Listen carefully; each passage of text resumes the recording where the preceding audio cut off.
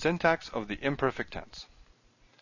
We just looked in the last module at the forms of the imperfect, the paradigms. Now let's look at the meaning. What is the essential meaning of the imperfect, and how does it differ from the perfect? One way to look at this is to say that the perfect expresses complete action, while the imperfect expresses incomplete action. Now, what do we mean by this?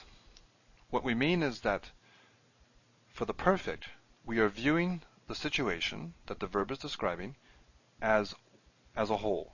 It's like we're outside the action, and we're looking at the action, and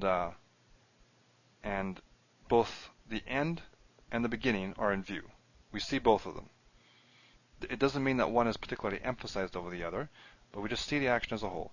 Here, with the incomplete, we're looking at this action or situation from the inside, and we don't see the beginning or the end, or they aren't in focus. Now, there's a lot of scholarly discussion about how to understand the Hebrew verb system and how to understand tenses. And at some point, you're going to want to read some of that. But there's not much point in reading it until you've been exposed to more Hebrew. So this is the beginning point of how to understand this. It's accurate, but it's not as nuanced as it could be. So understand that, but this will certainly carry you quite a long way.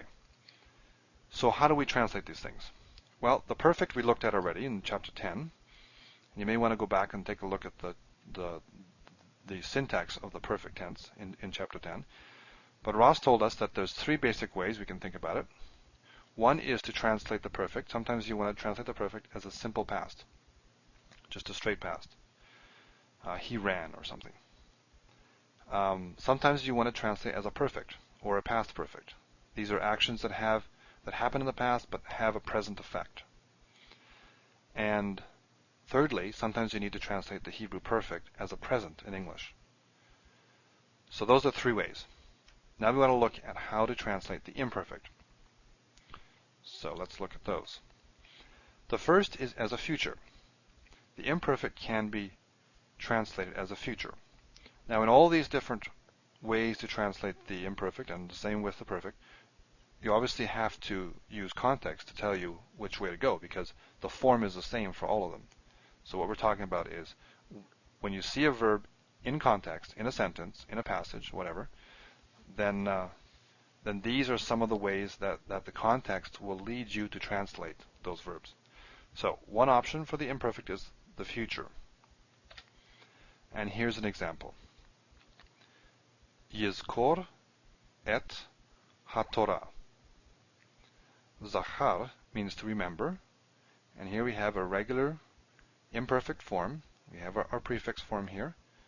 So if we translate this as a future, if our context were to push us this way, we would say, he will remember the Torah. Okay? Now again, with just these words in front of us, we don't know which way to go with this translation. So it has to be from context. But if we do choose future, it would be he will remember the Torah. Now this one here may have a little bit more context, even with just these three words. This comes from SEO page 207, and it's taken from 1 Kings 1:24.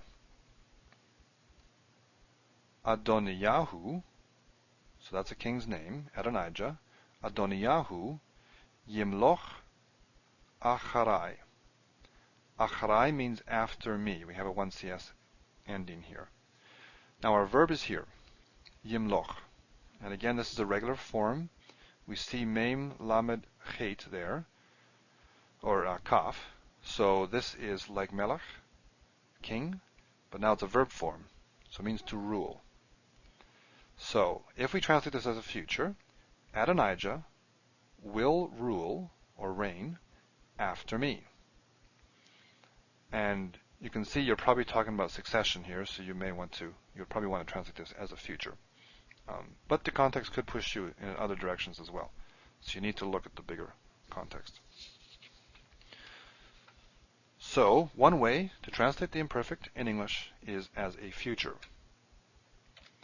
The second way is as a continuous or repeated action. Okay, let's look at an example. Yishpot Adonai et Hatzadikim. Shafat means to judge. Shofet is a judge. And here we have Adonai, the Lord. So the Lord, something about judging, et Hatzadikim, the righteous ones. Now one way to translate this is as what we call a habitual or universal truth. The Lord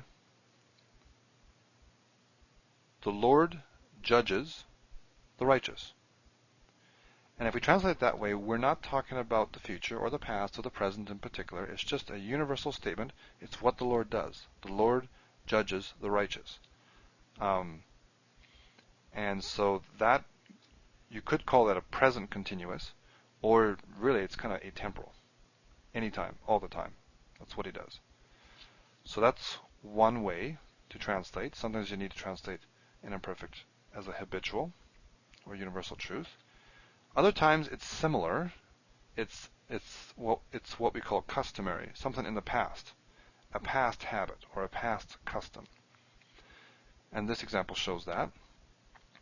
V'eid ya'aleh min haaretz.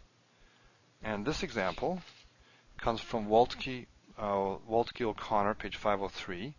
You may want to go there if you're interested in this, because they have some more examples of what they call customary action, customary use of the imperfect. So this comes from them, and this is taken from Genesis 2:6 in the Garden of Eden. And so the translation here, aid is either springs or mist. And springs would come up. Allah is to go up. Now this is an irregular form. We'll deal with these later, but you can see that it's a imperfect here. It's got the prefix here, so it doesn't look that odd. Mists or streams would come up from the earth. This is before the Lord had sent rain on the earth. Now you can see that this is not a future. You would not want to translate this as the future, given the context. The Lord will send mist on the earth? No. The Lord used to. It's a past customary action. Or, sorry, not the Lord. Springs would come up from the earth, or springs used to come up from the earth. So, used to or would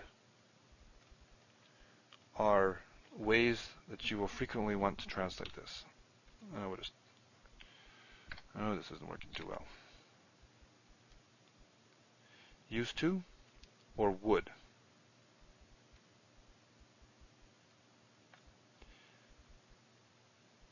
This is often how you will want to translate a customary action. Springs used to come up, springs would come up from the land.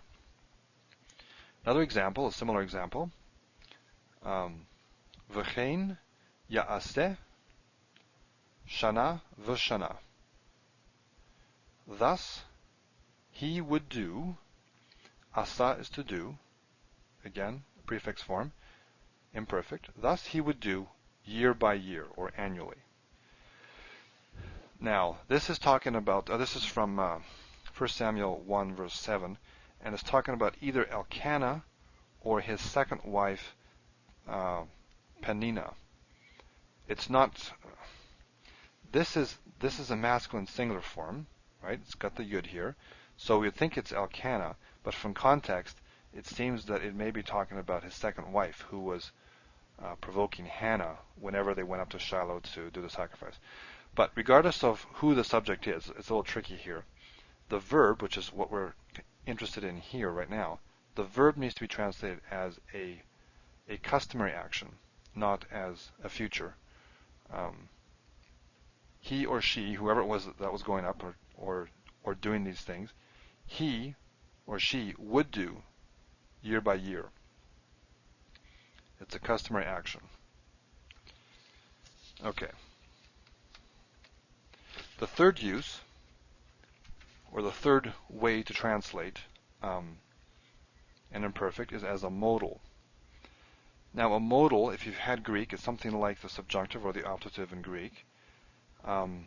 Most of our statements so far have been in what you could call the indicative. Our verbs were making statements. He will do something.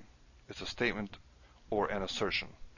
A modal is a little different. A modal expresses a wish or a desire or permission or possibility or something like that. And so you want to translate it with something like this, words like this in English: may or might or would or can or should or wants to or ought to. These are not statements of things that will happen. It's not an assertion, because we don't know if these things will happen. It may happen. It might happen. Someone should do this. Someone ought to do this. Whatever. That's what a modal is. And the imperfect sometimes needs to be translated that way. Okay, let's see. Look at an example here. Now where is this from? This is from Genesis 3:22. Pen yishlach yado. And this is talking about Adam. Pen means lest. Shalach means to send or stretch. And you can see that this is an imperfect form. It's got the prefix. And because of the guttural, we have our theme vowel as a patach, remember? Rather than the holum there. Anyway, we have a imperfect here. Lest he stretch forth. Yad is hand and O is the 3ms pronominal suffix. So, lest he stretch forth his hand. And this is talking about lest he stretch forth his hand and take from the tree of life and live forever. So, this is not an assertion. Adam did not, in fact, stretch forth his hand and take from the tree because he was kicked out of the garden. He couldn't access it. So this is a modal use. It's not saying Adam will stretch out his hand and take from the tree. It's saying lest he does.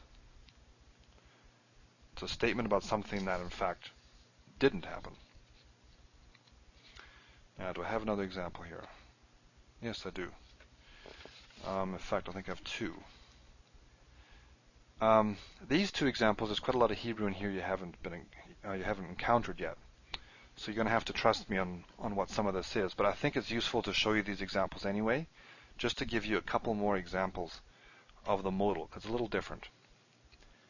Et shnei banai tamit.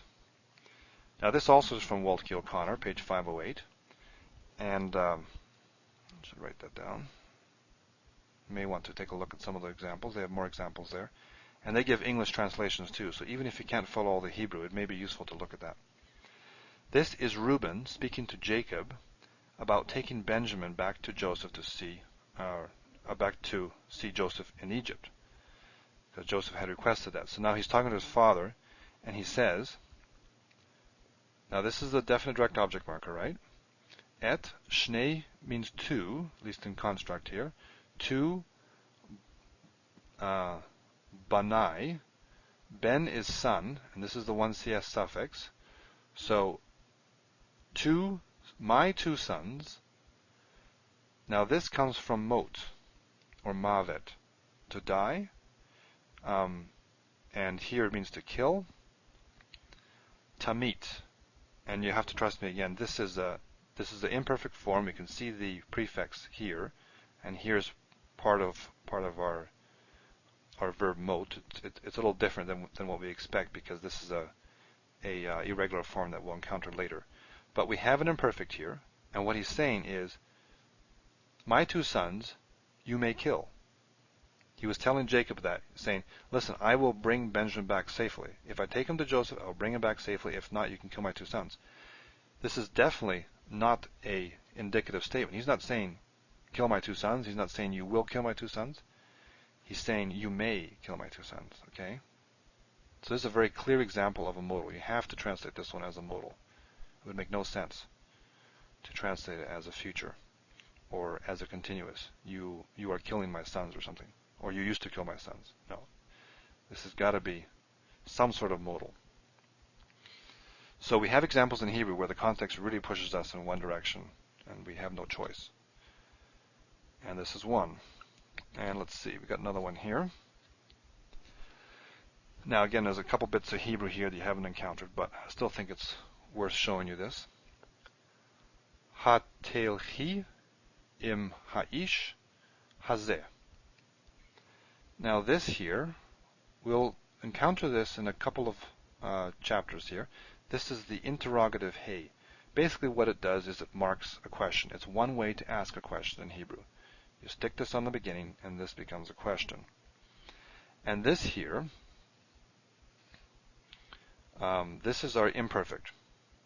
And again, it's an irregular verb from halach, but don't worry about that. Just trust me on it. This is imperfect 2fs. And so what we're talking about here, we're talking to a woman because we have this e ending, 2fs. We'll translate as will because of the question. It's a question here. Will you go? Halach is to go or to walk. Will you go with this man? And this is the scene where Abraham's servant has gone to Haran to get a wife for Isaac. And he gets there, he meets Rebekah at the well, and eventually he wants to take her home to Isaac. And so at one point, Rebekah's brother and mother ask Rebekah. So they're the ones speaking here, and they say, will you go with this man? Or do you wish to go with this man? Again, this is clearly a modal use here. Now in English, we can say will. Will you go with this man? It sounds like a future, but really it's a modal. Modal in meaning. Because what we're really asking is, do you want to? Not, is this going to happen in the future? The emphasis is on desire, on wishing. So, there's another use. Negation.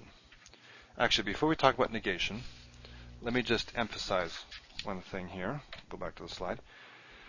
We've seen three uses of the imperfect. Future, continuous or customary, and modal. Now in the customary one, we often want to translate used to or would. So we would translate the imperfect effectively as a past, a type of past tense. And other times we translate as a future.